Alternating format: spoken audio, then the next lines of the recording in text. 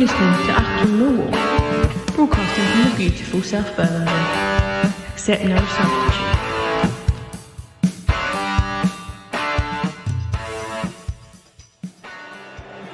Hello, good afternoon, welcome dear listeners, welcome to a cold grey January afternoon in South Bermondsey, Her Majesty's Prison, South Bermondsey. I passed the lines of Stasi, checking my papers, they are in order, my COVID passport checked out. I passed the line of sniffer dogs, I'm not carrying anything other than my heart attack spray that I have to carry around with me, and I got in past the turnstile, so yeah, all good on my front, I can tell you that much. This afternoon's fixture against Nottingham has been delayed for mysterious reasons, 10-minute delay for a medical emergency, whether that's the absence this afternoon of Jed Wallace from the Millwall team and substitutes bench, who knows.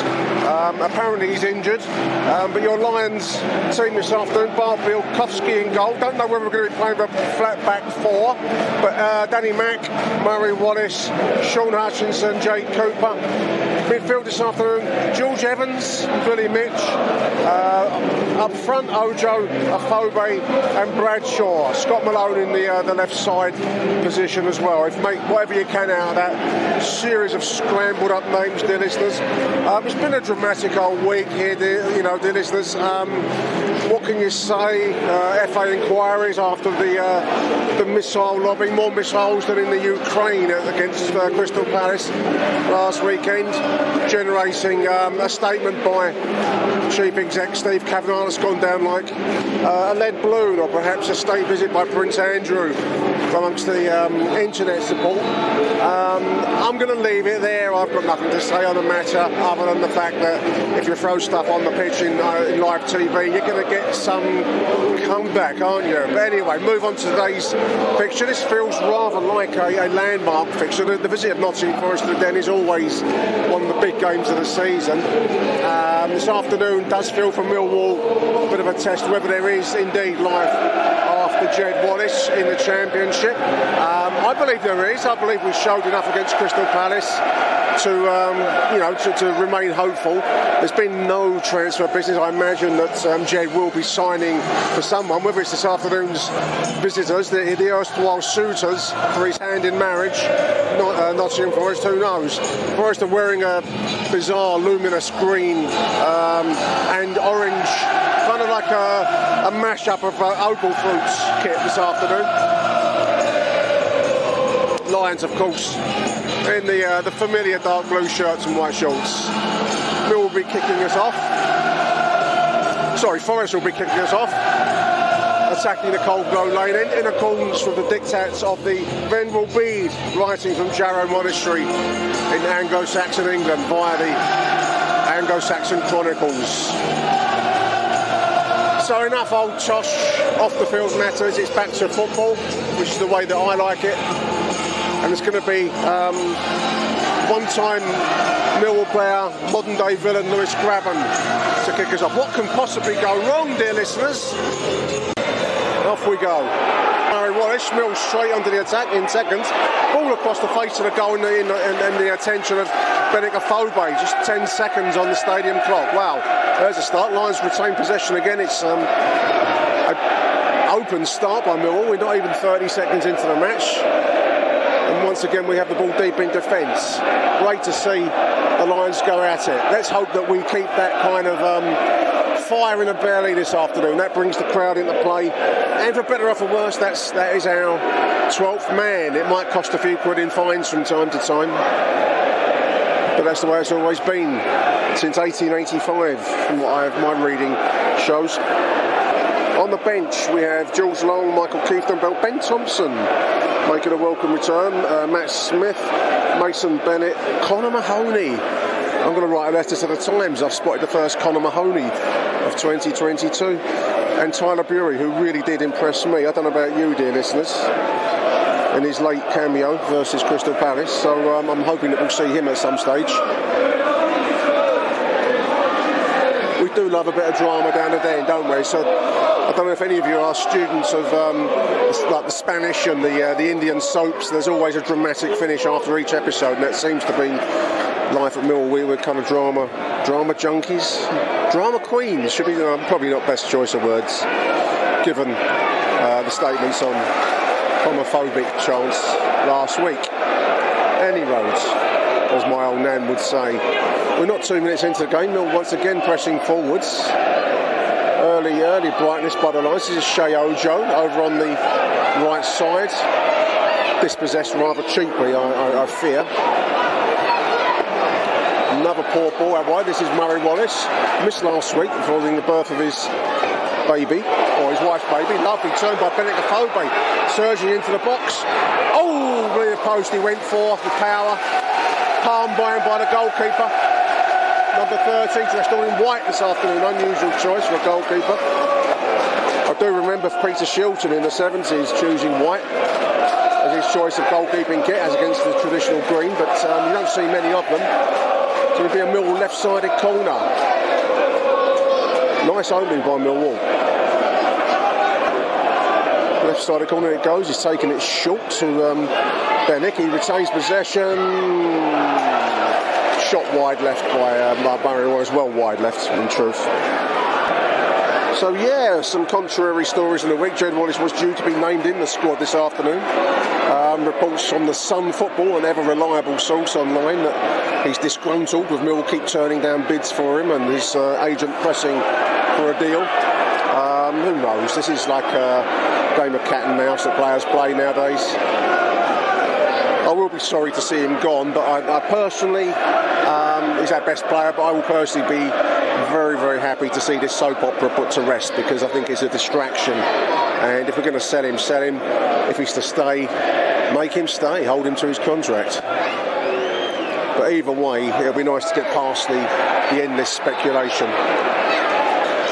This afternoon's opponents apparently have made a £1.25 million bid, which seems to me very cheap for a player of Jed Wallace's quality.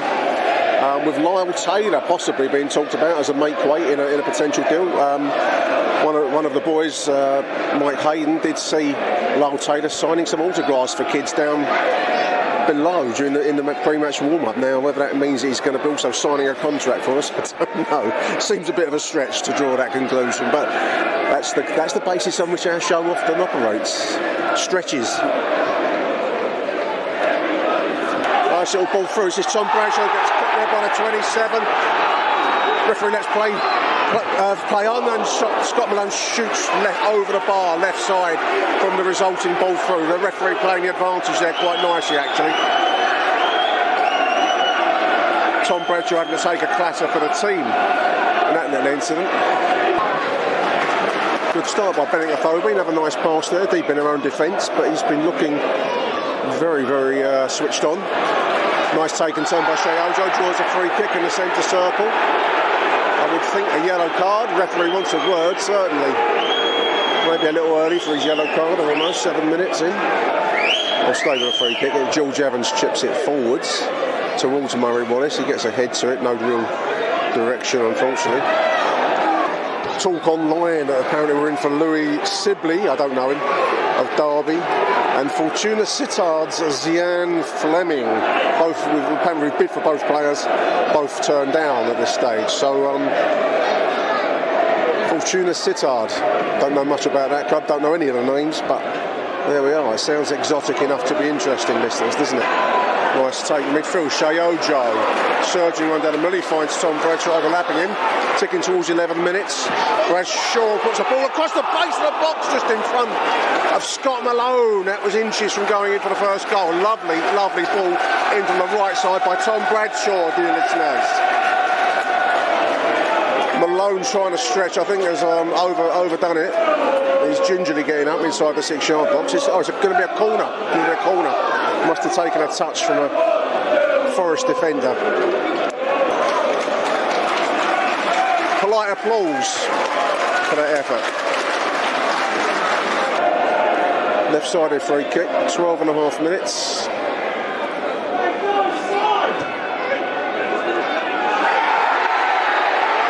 Jake Cooper goes tumbling. The referee gives nothing.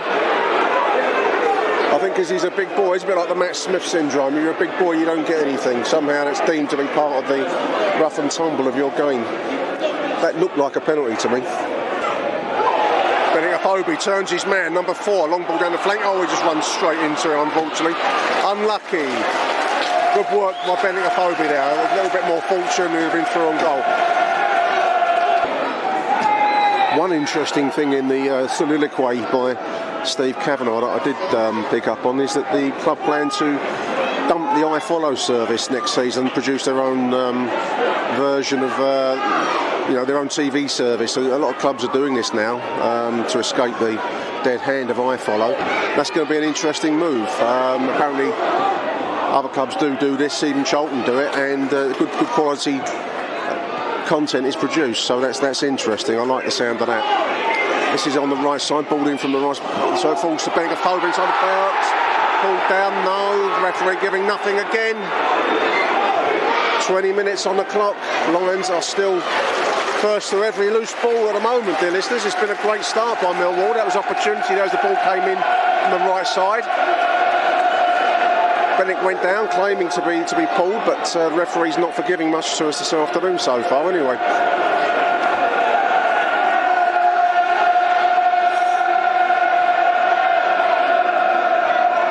Ball over the top towards Tom Bradshaw. He's done well to get his head to that. He jumps well. He reminds me a little bit of the way Tim Cahill used to be able to hang in the air. He's got a similar kind of quality for a small guy. He does give a free kick for Nottingham Forest just to break up a chance in order to bring forwards, but it does seem to be rather wayward in his judgment so far, listeners. Is that a polite way to put it? Got to be a bit careful. There was a thing from The Athletic I saw about Manchester United. Apparently some fans were making heightist remarks. This is not a joke or a wind-up. When Wolves played them, apparently one of the Wolves players, very small bloke, and I guess usual kind of remarks from the crowd about short people, and that's been deemed as discriminatory abuse. You've got to be so careful. The world is moving in a very strange direction, and the things that were once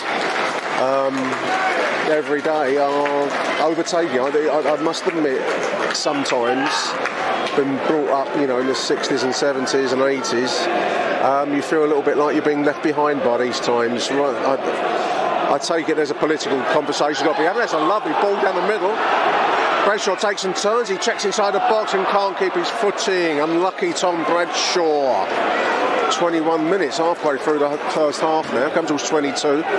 It's been pretty much all Millwall. I mean, the speed of movement up front, both Bennett and Tom Bradshaw there. Unlucky not to be able to keep his footing inside the penalty area, but it's been bright stuff by Millwall, so good start so far. 0-0 at the halfway point of the first half. Ticking towards 25 minutes. Who's this down there? Is this Bradshaw? I hope he's going to be okay.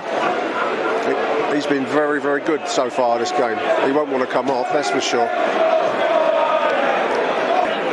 He looks like he's hurt himself, Tom Bradshaw. He's grimacing down there, so while we wait to see how this pans out, a little bit of news, loan news. Dan Moss, Millwall under-23 right back, has joined Leyton Orient, joining Kenny Jackett over there at Brisbane Road, on loan till the end of the 21-22 season. Previously impressed on loan with Vanarama National League side Yeovil Town. He'll link up with Alex Mitchell, who also gets very good reports. Another bit of loan news in the sense of being recalled from St Johnstone is Hayden Muller's coming back to the Den. That was on news at Den earlier on this afternoon. Bradshaw's limping away.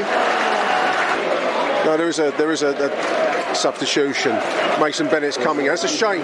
Played well so far in his 25 minutes cameo. Tom Bradshaw.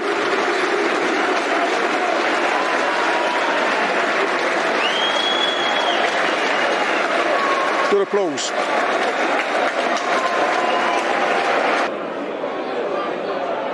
Ooh, that was close as Bart Bielkowski cleared his lines there. 29 minutes. The break in plays just caused slight lull in proceedings from the Millwall perspective. It's been a good start to the game so far, but the loss of Tom Bradshaw is a bit of a blow.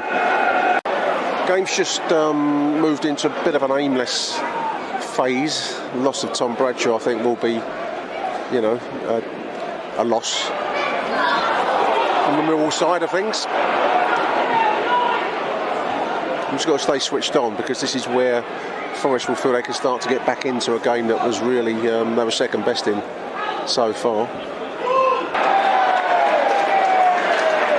Strongly thinking of doing with the popularity of the cookery shows, like a review of the Den's catering, listeners. I bought myself, a bit peckish this afternoon, so I bought myself a steak and ale pie at the West Upper Emporium, and a cup of Bovril. The Bovril, I'm going to sound a bit like, who's they have on MasterChef? Jay Rayner. I'm now the Jay Rayner of Achtung Millwall, but the Bovril was rather thin in its consistency and barely went beyond tepid hot water. The pie was on the brink of had moisture, the same kind of moisture you might get in the Sahara Desert near an oasis, you know, that kind of like brief passing through moisture in the meat. Primarily it was pastry with a bit of gravy in there and a little bit of meat. I suppose if you're on starvation rations, then it's better than not eating anything at all, but it wasn't exactly a culinary masterpiece. Game started brightly for Millwall, but it's gone a little bit off the boil. A bit like my Bovril earlier on. Much needed when I first got in the ground, but after 2 or 3 sips of it, it was little more than gently warm water. A hint of Bovril will be a better description of it. I'm banging on about the Bovril now, listeners. We're all passing the ball quite nicely. They've found space for Billy Mitch. He's fed Shea Ojo. He's got Beninka on the inside of him, who's just run into trouble. 3 defenders surrounding Beninka as he received that ball. And here come Forest on the break now. The 9 surging down the middle left. 42 minutes on the clock. Ball into the centre. It breaks away. This is Graben. What will he do? He'd love to score, wouldn't he? Oh, that's a great save from Bart Bielkowski, 22, fired from very close range there, just outside the 6-yard box. Great save by Bart Bielkowski, 42 minutes. Mill dodge a bullet there. Forest on the edge of the penalty now. 2 minutes, that all. Wow. Seemed like more than that, but anyway. There's the 20 just outside the middle penalty. The 22 inside the box. That's fired into the danger zone. Bouncing around still somehow. Bart gets a fist to it somehow. Forest in the ascendancy here, listeners. Over on the left side now. Ball into the box and Mill do clear it. One's very much on the back foot now in these last few minutes of the first half. The 9 takes and turns. He jinks into the penalty on the left side. Shot across the face of the goal. This is now on the right side now. This is the 2 pressing forwards. Ball fired at Bart Bielkowski and somehow Mill break away. Just a kid down in front of me with a beer in hand, pointing at someone in the Forest crowd and suddenly mouthing threats and menaces to him. he still has it. You can't see him. I don't know why I'm saying look. Anyway, this will be the last chance of the first half, I feel, for Millwall. Scott Malone to take the free kick. It's 2 minutes are up now. Floated in deep. That was away from Jake Cooper. There's the half-time whistle. 0-0 at the break. Lions making a really good, bright start to the game. Faded away from the latter stages there as Forest started to take the game back to us. But overall, it's been an energetic and at times unlucky first half. But 0-0 at the break, dear listeners. Achtung, Millwall. Some good news on the news at Den, listeners. I was just reading the website in the half-time break here. The expected return of Dan Ballard and Ryan Leonard appears to be much sooner than was originally forecast. Both are injured, obviously, earlier in the season. Both are making good recoveries. Possibly the fabled spring water of Downham has assisted in their recovery, very similar to those found at Lourdes and some of the other shrines around Western Europe. But both are hopefully going to come back onto Gary Rowett's radar very, very soon, which can only be good news, particularly Ryan Leonard, I feel. Here come the Lions out for the second half. Substitution here, who we've got coming in now? Ben Thompson on for Shea Ojo. Must have taken a knock. Great to see Ben out there in the action again, listeners. I thought he was out of favour, but it's great to see him back in the side. He's got 45 minutes to impress. I think he played for the under 23. I haven't subscribed to the new video service Recast. I don't know if you have, dear listeners. I thought it was going to be like, it's a strange system. You get like credits. So I thought it was going to be a free thing, but actually you have to buy some credits to watch the under 23 game. I'm not going to do that.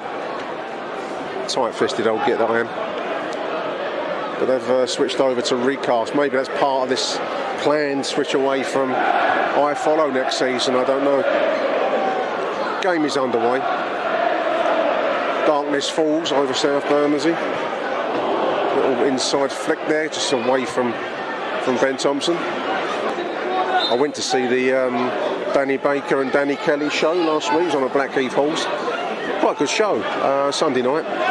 Both good raconteurs. Baker is live is quite something to behold. He don't stop talking. I kind of envy that kind of energy. I don't have that ability to talk and talk and talk. I'm not sure it's the most endearing quality at times, but certainly in the context of a show you need that. And we had some great stories. The old Dan, his old man, going to QPR when we got B6-1 there, chinning someone in the crowd.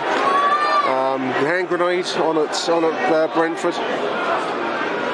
All in the context of football as part of both his and Danny Kelly's life. And your life and my life too, dear listeners. So yeah, it was an interesting show. I recommend it. Not sure I'd want to go and see it too often, but it was good. That's damned with faint praise, isn't it? Not sure I'd want to go and see it very often, but I wouldn't mind seeing it once in a while. It's that kind of pitch. Taken turn by the 9, running towards the Millwall goal. It's a dangerous situation. Nice covering by Jake Cooper. 47 minutes, coming towards 48 minutes. It's going to be a left-sided corner for Forest. Forest shirt has, I thought it said Roxy. It says boxed, but it had a similar font to Roxy Music. I thought maybe they're all, maybe Roxy Music are sponsoring them or something, but it isn't. So that's the end of that little thought, isn't it? In comes the corner, taken short, back to the 20. We'll get the chance to cross it now. He's goal kick. Ben Thompson covering. He worked that. He actually was laying on the ball, and the ball I think was still in play technically. So he is one of our own, isn't he? Absolutely. Jinky run down the right side. That's headed up and away by Jake Cooper. George Evans brings out Billy Mitchell. Lions just getting hurried a little bit. I think Forest's half-time team talk involved them raising the tempo of their game. Not so easy to pick up those second balls that I described in the first half, dear listeners. Good atmosphere. Darkness falls, the floodlights are on. Millwall atmosphere, what more do you want? Wherever you're listening in the world, from Timbuktu to Tobago and Trinidad. This is Millwall. I suppose the gamble for Gary Rowett at this halfway point, 67 minutes, is whether you're going to introduce any of the creatives into the team. Nice ball over the top of Danny Mack to take on the right side of the penalty area. That's run for a corner, right sided corner. Nice take on the run in from Danny Mack there. Forces a right sided corner. The delicate creatives, Tyler Bury, Connor Mahoney. Introduce them into this game, I don't know. Forest coming forwards now. Ball out wide right is a chance. Ball into the box, bounces around. It should be cleared by Scott Malone and is. One point that Baker did make. I'll come back to the point that Baker did make. George Evans gets caught in the midfield there. Slack work by Evans, but he does do well to get the ball back, in fairness. 70 minutes. This is Mason Bennett now, surging on the left side. He takes on his man, he runs straight into him, unfortunately. Yeah, one point that Baker made, which was an interesting one, I thought, was that for many people, many fans that go to the games, football is as much about the social interaction with mates and people you sit near, or the fortnightly face that you know, don't know his name, all that kind of thing. And it's as much about the kind of the thing of being here rather than actually any kind of deep study or knowledge of football as a sport as it's played. I don't know if I fully agree with that, but I kind of get where he's going with the social and interactive side of it, being with your mates. This is a little backheel shot there from a nice move, actually, intricate move. That was Graben trying to backheel it into the den. That would have been right up his street. That had come up. It was saved nicely by Barbilkowski. Big orange sign on the screen. Please don't be a tosser. This is the phrase chosen by the club to ask people not to throw missiles on the field. Don't be a tosser. It's memorable. I'm not sure. I suppose is the point of any advertising is to be remembered, isn't it? Whether it has any impact on those that do it, I don't know. It remains to be seen. But don't be a tosser, please. Don't be a tosser. The 8 takes it. It's into the centre. Oh, that's headed down and off and away from Danny Mack on the line, pretty much. Mill can't get the ball out of their own penalty area at the moment. Ball back into the middle. That was a flick header from Graben. I think it's still in play. Forrest still putting the ball backwards and forwards. That's batted away by Bart from a deflected header by Graben. Nicely done by Bart. Bielkowski saves the day. Milk under a bit of pressure at the moment. 78 minutes, listeners. Long ball forwards. Mason Bennett wins it on the right side of the Forest area. Taking on his man, what can he do? Can he get a cross in? He can. It's across the face of the goal. He's Bennett Foby. Batted off the line by the goalkeeper. Poked from close by Bennett, and the goalkeeper did well to get a fingertip to it. Pushes it wide for a left-sided corner. It's been taken very quickly. This is Bennett Foby again on the left side. He's run into trouble there. Malone. Mitchell now. All the way back to Murray Wallace. Both sides having good opportunities in this second half. This is now Sean Hutchinson. Ball out wide left, surely. It is a ball out wide left. This is now Scott Malone. Deep ball into the... Oh, I thought that was a... Crowd making as if it had crossed the line, but I think that... Well, it didn't, because there's a sensor on there, isn't there? No goal, but it was a shot come cross. Bennett Foby wins the ball on the left side now. Hustled and bustled, he's still got the ball. Falls to Scott Malone, Bennett's in the area. Oh, cleared off his foot down the left side. Late chances for Millwall, dear listeners. Ticking towards the final 10 seconds of the game. This is Scott Malone on the left side. He's punted it deep into nowhere territory, unfortunately. A little bit too much of that at times from Millwall this second half, but it's been a pretty spirited match from both sides. I think both have taken the game to the other. The Lions have certainly done well to force some of these late chances. Forest will also class themselves as unlucky. There they break. Midfield coming down the left side of the Mill defence. That's going to run through to 7. Batted away, there's a goal. 1-0 from Forest. Graben slots home from late.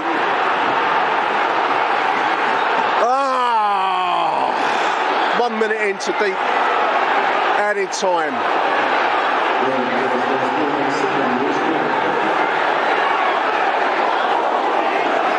Break down the right side, ball in from the right, it falls across the Millwall 6-yard box, and you can't keep allowing that and expect to keep defending it. And there's Graben to poke home, easy chance in the end from very, very close range. 1-0 Forest, I think that's going to be it, dear listeners.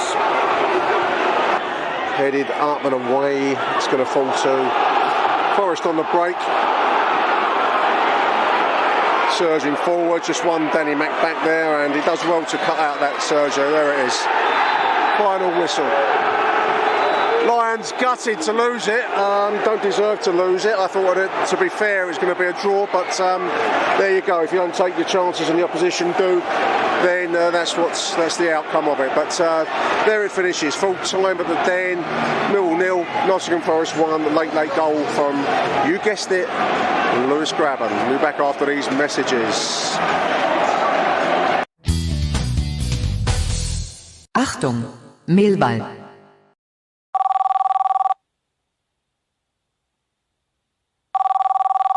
So here's my take as I walk away from the Den towards Tilwood Estate. Gutted, actually, really gutted. I thought that was a really hard result for Mill to take. It was a massive game of two halves, in the sense that in the first half we were the better team, and I thought Forest were going to try a little sort of smash and grab type thing with their last few minutes.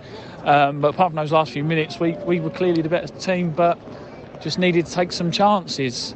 Second half, yes, it was all Forest, but I don't think you can knock the determination of that Millwall side. We were absolutely depleted. You know, we've got our most informed striker comes off injured in the first half. Ojo went down injured, and as he came off the pitch, after he came off the pitch, should I say, and then full time he's wearing a boot, so clearly that's a bad injury. Bennett, I thought he was knocked spark out when he was in the air, but he's dusted himself down and really kept going. Hutchinson was limping a fair bit as well towards the end. And if you've got a team that's so depleted and your midfield consists of Mitchell, who puts in a great deal of effort but is not massively attacking minded, Thompson, who hasn't featured at all when he's back in the side, and Evans, who seems to get nosebleed when he goes past the halfway line, you're not going to get the service that Phobe wants. But again, I don't think you can knock the side. That just shows the depth of the squad, and we just miss so many key players. There's a guy at the Den sat next to me today. He made a great point just before Forest scored, ironically. He said if it wasn't for inept strikers today, that game would have been 5-5, and I do think maybe not as much as 5, but at least a 1-1, 2-1 would have been a fair result, because we both had chances. But similar with the Palace game, Forest took it and we didn't. The Phobe one was clearly a key miss, and Wallace's one, that went over the bar. I don't know, but you can't be too disappointed with Millwall there. Maybe, again, we didn't have the quality, but we just haven't got the players at the moment through injury, COVID and transfer speculation. But come on, you Lions. On to the next one. Achtung, Millwall. Well, there we are, listeners. Another disappointing home loss. Second one in a week, one way and the other. Joining me to chew over the cod now. Chew over the cud. That's because we were just speaking about food off air. Chew over the cod. If only I could have had some cod yesterday. It's Steve Evans. How are you, mate? Yeah, morning, Nick. Morning, everyone. I don't know what to make of yesterday's results, Steve. It feels like a bit of a turning point in the season, with mid-table respectability being our target now, mate. How did you find yesterday's result? We was chatting beforehand, and I said I think yesterday was probably the last game you looked at and thought, if we're going to do something this season, we needed to win yesterday. Yeah, I agree. And we did. In fairness, we started really well. Staff was pretty good. But it's the same old thing. I don't know what he says to them at half time, because Forest came out second half, towels up, and they was probably the better team. We had moments in the second half, obviously, but frustrating. We faded away. The second half was a real fade out, because I agree. The first half we were bright. We had some chances, and I thought the loss of Tom Bradshaw on 28 minutes. Took a lot of the spin out of the zip out of our forward play, because I thought he was combining very well with Bennett and Phobe, some really nice takes and turns. But that all seemed it put us on the back foot, didn't it? When Mason Bennett had to come in, it was like, and then the loss at half time of Shea Ojo, I think also he was playing well, and it just seemed to be a fade out, as I think of it. Your point about half-time talks is an interesting one, because, it's not the first time that we've kind of debated the whole management question, because Forest's form recently has been they've been an informed side under a decent manager in that Steve Cooper. And they came out, they'd had a poor half to start, really. I mean, they were on back foot against us, and we probably should have made more of it in the first. But they came out and looked a much improved side. And is it too easy a point to say what the manager's doing at half time? Because our manager seems to put dead hand on us. Yeah. That's and the they thing. came out firing, didn't they? It happens too often with us. It's not a coincidence. So like you say, you have to question when he sees how well they in first halves, what he tells them at half time, because they'll come out for a second half and be the polar opposite a lot of the time. Absolutely. I just want to welcome Charlie Mahoney to the conversation. Welcome, Charlie. Hello, Nick. Hello, Steve. You all right? Hello, mate. You all right? Good to have you on the show, Charlie. Welcome. We've only just started, so I was just saying to Steve, yesterday felt like a bit of a turning point for the season. Disappointing loss. I mean, for me now, Charlie, I'd say it's mid-table respectability that's our target now. How did you find yesterday's game from your side? I thought we started really well. I think for like the first half hour, we didn't really give them a sniff, to be fair. No. But like you probably mentioned, maybe that like Bradshaw going off was a bit of a turning point. Not putting it squarely at Bennett's door, but I think just losing him and the way he's been playing lately, and the team not having that outlet and that confidence with him up front, just sort of changed the whole approach, and it sort of fell apart from there, really. Like, I mean, I was watching it thinking this might be a bit like after the Lord Mayor show for them after beating Arsenal. Yeah. Because we've had a couple of scalps in recent years, and the next couple of league games after that, we've just not played that well. It's not been a reflection of that previous result. But actually, as the game went on, I think Forest got a lot stronger. And then you started to see why Cooper's doing a decent job there, and they're sort of like in the mix now, really. But I wonder how much of it was down to us sort of not keeping that intensity and like not getting at them in the way that we were in that first half hour, or whether it was them being a genuinely good side. It's hard to sort of tell, I think. I thought they looked a decent side, Steve, in the second half. I'd hasten to add that. I mean, what struck me was, and this perennial problem for us, mate, isn't it? I mean, squad depth. I don't quite understand bringing Ben Thompson on at half time. I know Ojo was a loss. I'm still scratching my head with that one, even this morning. Why Bury wasn't bought on, because I thought he looked quite bright when he came on against Palace last week. Granted, it wasn't for long, but it would have been nice to see him given a longer stint yesterday to see what he could do. Ben come on, and like we've always said with him, he'll run and run. But in fairness, give him his credit, he went 45 minutes without falling over yesterday. But that's probably the only positive I could give you on it. He's for all the want and winning in the world, he's not good enough. And it's what you was just saying before Charlie came on about the pressing. Yeah. Once Bradshaw went off, the second half we sat so deep, close to our own halfway line. The front three just weren't willing to step out and go and engage with them when they had the ball. That's a great point. I mean, Charlie. I mean, I thought the real standout point for me in the first half was, we were pressing high and winning every second ball. As the ball was coming away from the tackle, it was a Millwall shirt that was picking up, and that just didn't happen in the second half. And unfortunately, I think if you give any team, Forest, I think, are a decent team, keep giving them chances to get the ball into the danger area, which is what we did, you're going to get punished at some point. Crushing for it to be so late in the game, but that's the consequence of not playing the same game that you did in the first half, really, isn't it? Well, it's not similar to how it happened against Palace, really. Do you know what I mean? We started that game with a lot of intensity, like got at them, didn't show them a lot of respect, and then you feel like in the second half we showed them too much respect, especially like Elise.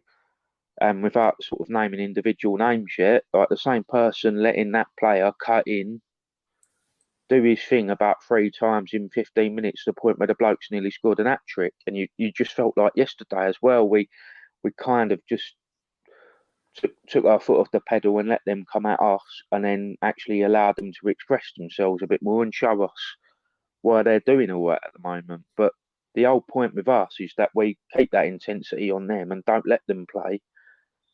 And if that doesn't happen, then it's going to have serious consequences, really.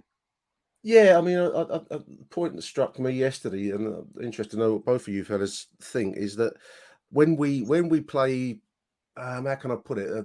Let's call it a traditional Millwall style, where the crowd come into the game, because I think that's what the first half represented to me. But when we play that kind of on-fire football, however way you want to put it, we don't look a bad side. I mean, obviously, there was no Jed yesterday. We'll come back to the soap opera that is Jed's, on-off transfer. We'll see.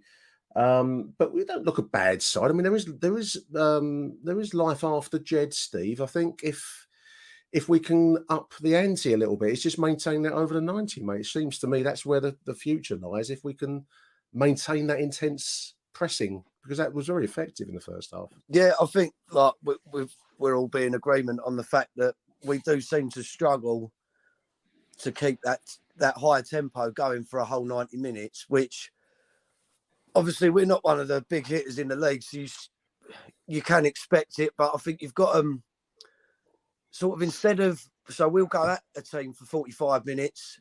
Like I say, this may be where the team talk comes in as well. It's about game management. Maybe just take your foot off a little bit in the first half, but don't let them come too much onto you. Instead of going all out in the first half, and then the second half, you spend the majority of it sitting back, inviting pressure on yourself. We're in danger of being a very, very average team, aren't we? I mean, we're not a bad team by any stretch. Mid-table is, I think, probably a fair reflection. I'm hoping that's where we finish, because we don't want to get embroiled in anything down below. But I don't think we're that bad. I know that's a football cliche, isn't it? Too good to go down. So I'm hoping that mid-table is where we finish. But it does beg the question: what kind of Millwall are we aiming to be? I mean, for me, I don't know if you agree. The real hopeful sign of the season has been the sight of some of the younger players. I mean, we mentioned Bury already. I'm amazed we didn't see him yesterday at some point, because I thought we were crying out for the creative, the willingness to take a chance and get forwards. And we saw that with Tyler against Palace, but we didn't see it yesterday. I don't understand sometimes Gary Rowett's thinking. Well, it sticks in the core more because, like Rowett said, I think after the Coventry game, that, like, you know, he now realises the importance of playing these young players and putting them on the bench. And it just feels like he's reverted to type and not done it anymore. You know what I mean? No. Like, as soon as we go back to usual, like after the Palace game, and he can actually fill out the bench a bit more, these kids haven't got a chance again. And it's like, that's going to whoop their confidence as well, saying that I'm going to do this, and, you know, they'll be included more. But when it actually comes down to it, just not even putting them on the bench, I felt like a bit of a false dawn. At one point, I thought, yeah, he finally gets it now, and people want to see these young players. And he's totally got against that already. Like, in a game that would have been fairly decent, I think, to see them, because we needed that energy and we needed that tempo.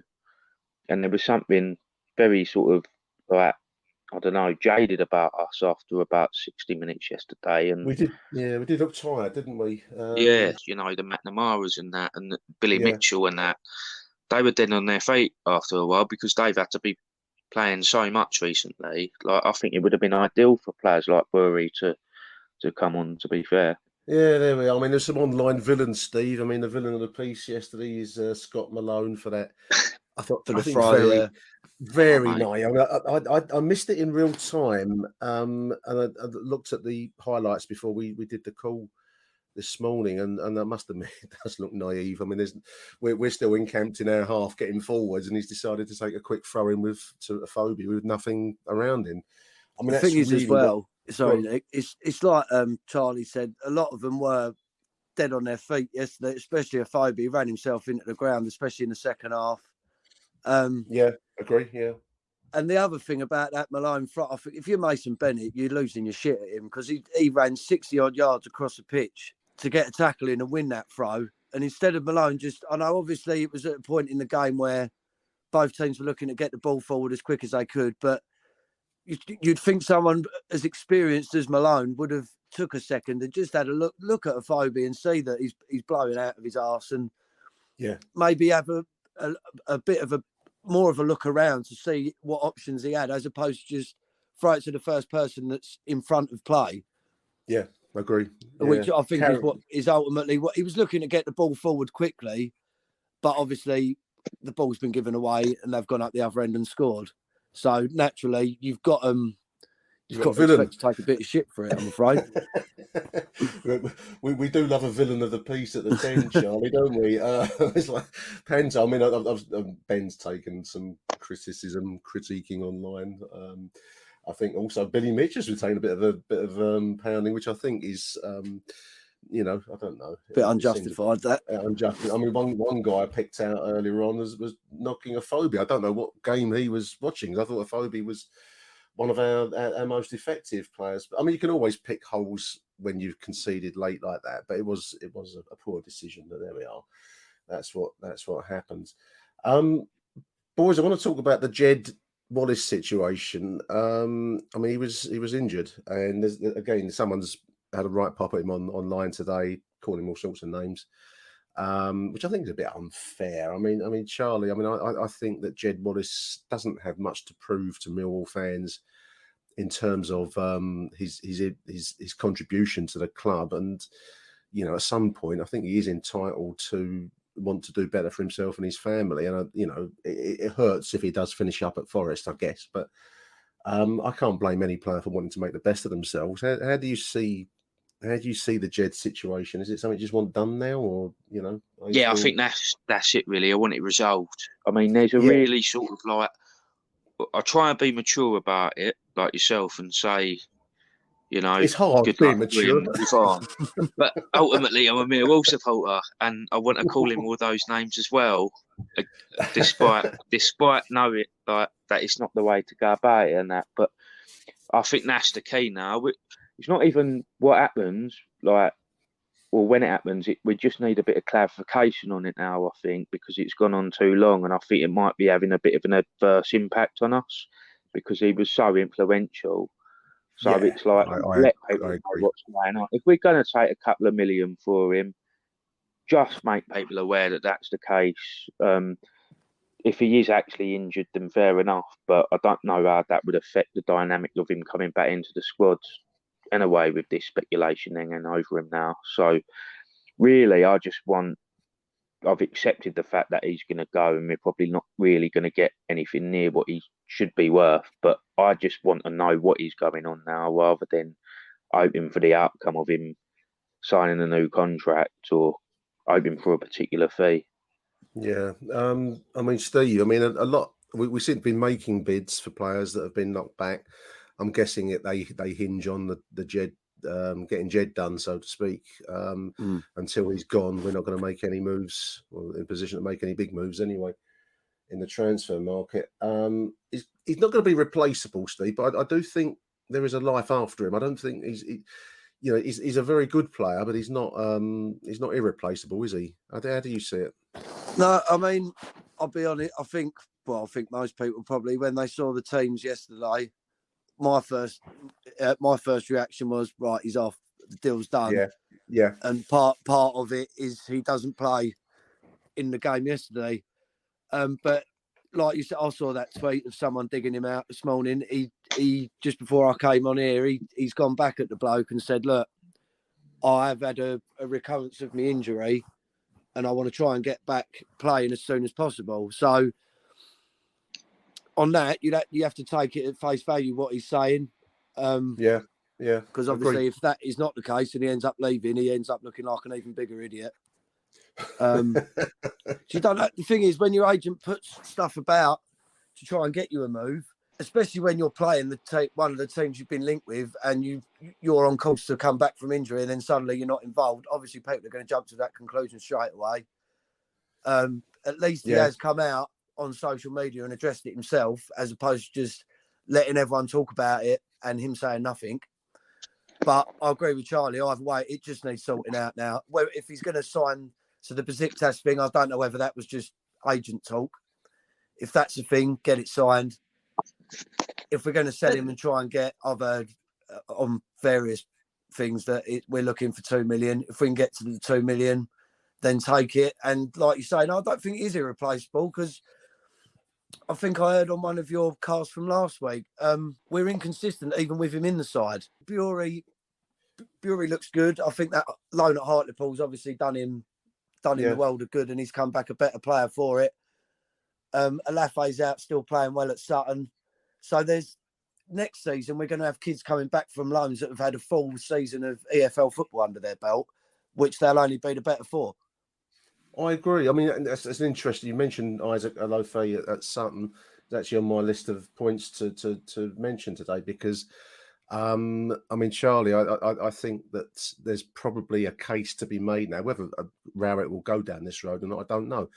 But to start to bring the youngsters increase and give them starts, give them get them in. If we're going to accept we're a mid-table side now, which I think is realistic, I think it's fantasy world to think of much more than that in all practical senses. Let's give the likes of, let's get an Isaac Alofe back. Would you bring him back, or would you leave him to carry on at Sutton? I would like to see him. I'd like to see him in the Championship and see what he can do at this level, if it is his level. Is there a case going down that road, do you think? No disrespect to him, but I think the less that we got riding on our season, the more worthwhile it is probably putting him in now.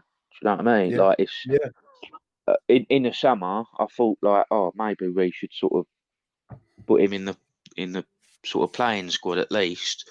But then they decided to loan him back to Sutton after that great season he had last year. I thought fair enough. But now I think players like him, like sort of bring him in and see what they can do, and give people a bit of morale. Like, give people something to look forward to going down there watching it without having expectations of what we can actually achieve this season now. And I think another thing to say is that these are young players, but they're not like 16, 17. They're kind of a decent age of maturity to be playing football. So, forgive me, I'm not exactly sure how old Alefe is, but I know he's not. He's not 17. He's old enough. No, I think 21, 22. Yeah, you know I what I think he's mean? in that region.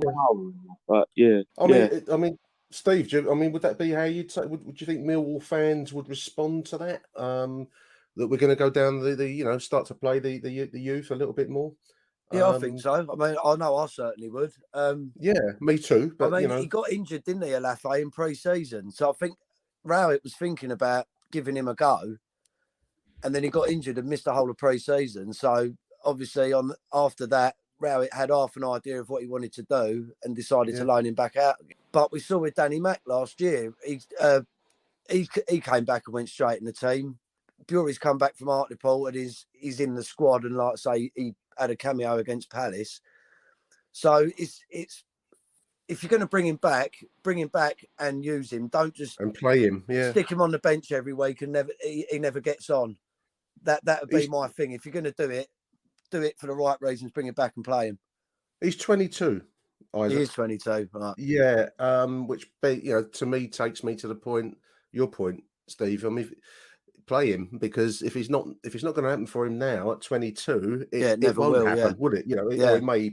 He's made a good impact at Sutton, and maybe that's, I don't know, maybe we haven't really seen the player, so maybe that's his level. I don't know, but we need to find out from a Millwall point of view whether he's an asset that can hold his own in the Championship. Not everyone can.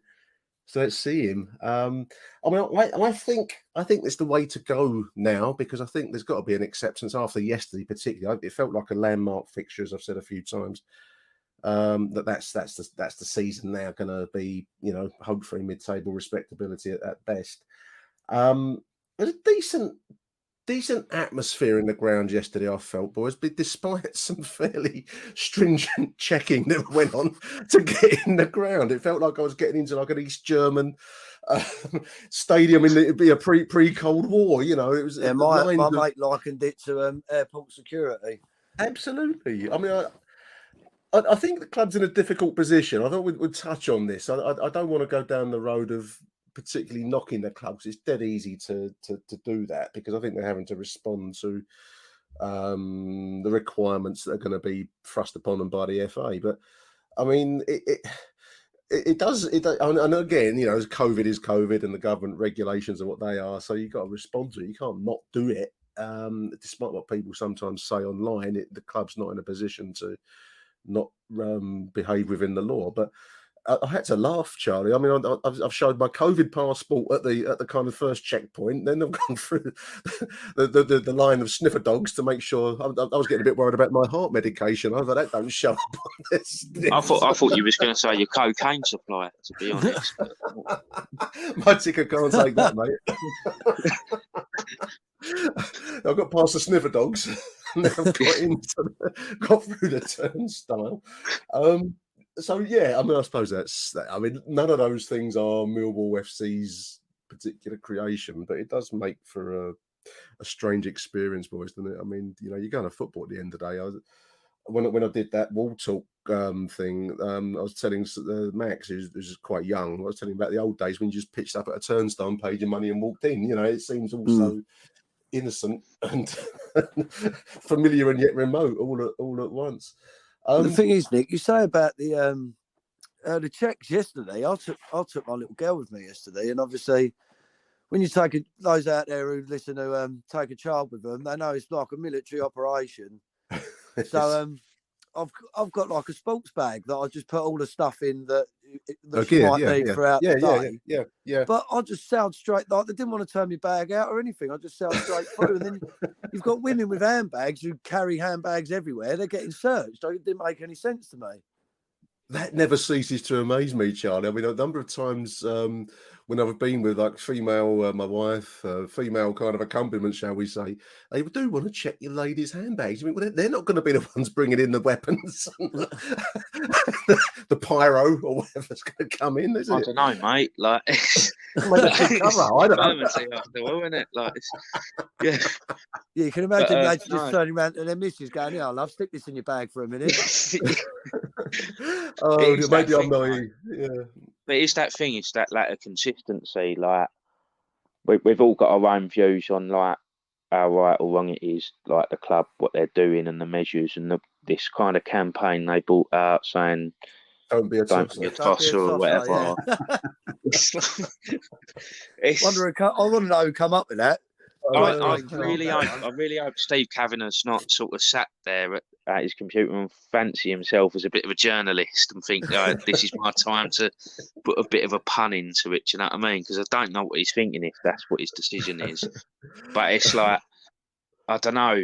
I think with us, like probably more than any club, if you sort of like, if you shout at people not to do something, you might get the opposite reaction. And I'm not sure they've gone about it in the right way necessarily.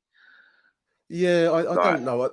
I was talking to Steve before we started recording. I mean, I think that the club is in a difficult position. It doesn't always, you know, this don't be a tosser thing. I mean, yes, we can all laugh at it. And I suppose the purpose of any advertising, Steve, is to make it memorable. Even if you hate it, you remember it. You know, it's like all the adverts you see on TV. You might not like them, but you remember them. So I mean, the only trouble with that is, though, other than that, can you remember anything else about that statement? No, exactly. You need to sell the whole thing, not just one line of a paragraph. Like, don't bring your cocaine, please. Yeah. That snappy catchphrase. Yeah. Oh dear. Yeah, it's like you say, it's like almost like a marketing gimmick he's come up with, isn't it? Yeah. So maybe that's his new career. I don't know. What, Charlie don't surf or something like that. Charlie don't surf. Like that one. Oh dear, yeah. Anyway, it was a good atmosphere. Sadly punctured, obviously, at the end by that late winner from Lewis Graben. It had to be Lewis Graben, chaps, as well before we close out, didn't it? You knew that was gonna happen. I said he's gone from like. Do you remember? He never used to play against us at the Den. He would get the classic Millwall flu. That's right. And he's gone from that to now. Every time he plays at the Den, he seems to score. And the more grief he gets, the more like Ian Wright back in the days, you know, the more grief he got, the better he played. So I thought in the first half he was very quiet, Graben. He was almost like he weren't even really playing up front for him. No, he was just meandering near the centre circle. Because me and my mate was like, he's not really doing a lot, is he? But then second half, as they grew into the game, he became more and more part of what they were trying to do going forward. And then obviously he was getting himself. It was a bit. His goal was a bit like. The positioning he took up was a bit like the Arsenal goal he scored. Yeah, where he just made sure he was there to pick up if the ball's in the right area, he's going to be there and he gets a tap in. It's a weird one, isn't it? Because the problem we sort of had with him when he was at our place was his lack of professionalism and commitment and his work rate and things like that. And now, like years later on, he seems to have those qualities, doesn't he? And he sort of gets the job done and he seems to takes the pantomime sort of abuse quite well and uses it to fuel him. If only that was the player we'd had back then, there wouldn't have been an issue, I think. No. And he was always a good player, I thought. But, you know, attitude was the thing, wasn't it, back then?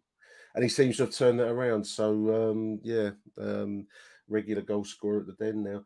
I've just had a thought, actually. I'm just going back to security at the Den, chaps. So maybe the best security of all is to make life really boring and a dull mid-table finish where there's no excitement. You won't get many problems then. Maybe that's the club's ultimate kind of aim, to bore us into. If that was the case, we'd have sorted it out years ago, wouldn't we?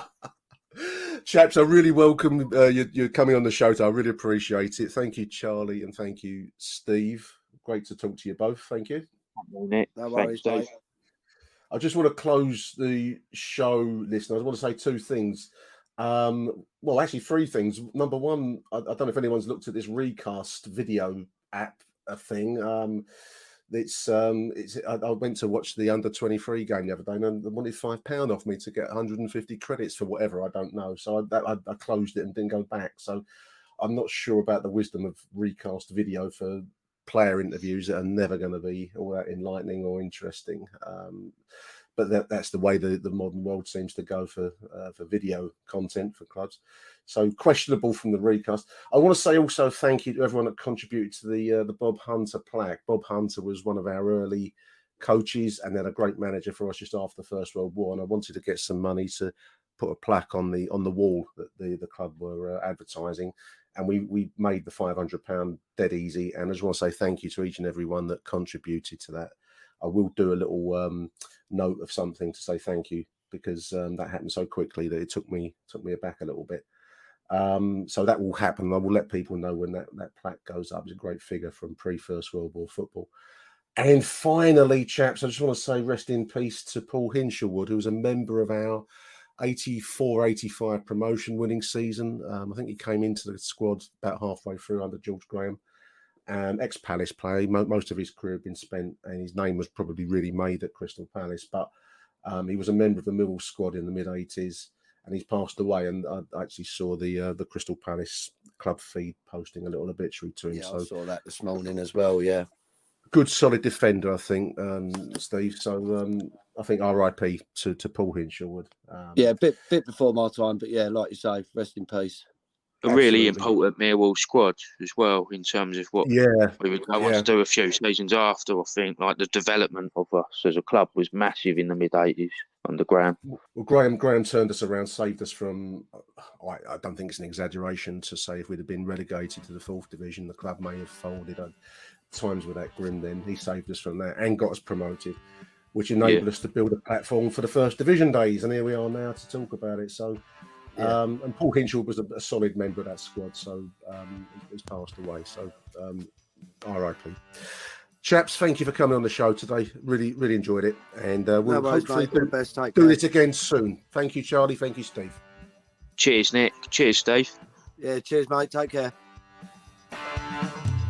Thank you for listening to Achtung Millwall. If you enjoyed the show, please head over to Apple Podcasts and leave us a cheeky little review. Arrivederci Millwall. Till next time. Who do you want to watch?